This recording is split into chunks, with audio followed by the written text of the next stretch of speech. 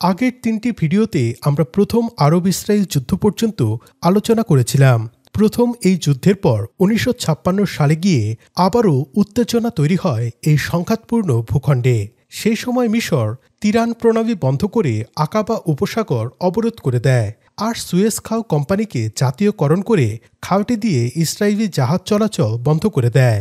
ফলে লোহিত সাগর পথে ইসরায়েলের সকল প্রকার ব্যবসা বাণিজ্য বন্ধ হয়ে যায়। এই সুয়েজ খালটি নির্মাণ করেছিল ফ্রান্স ও ব্রিটেন এবং এতদিন ধরে তারাই এর মালিকানা ভোগ করছিল। কিন্তু মিশর এর জাতীয়করণ করায় তারা এটির নিয়ন্ত্রণ হারায়।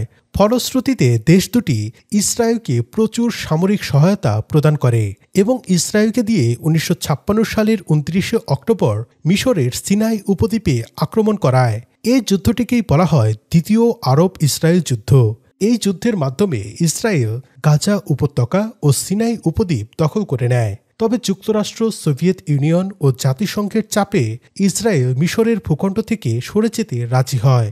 তবে সেই সাথে মিশরকেও তখন ইসরায়েলের জাহাজ চলাচলের স্বাধীনতা এবং সিনাই উপদ্বীপে কোনো সামরিক কার্যক্রম চালাবে না বলে চুক্তি করতে হয়। বাকি ইতিহাসের জন্য চোখ রাখুন আমাদের পরবর্তী ভিডিওতে।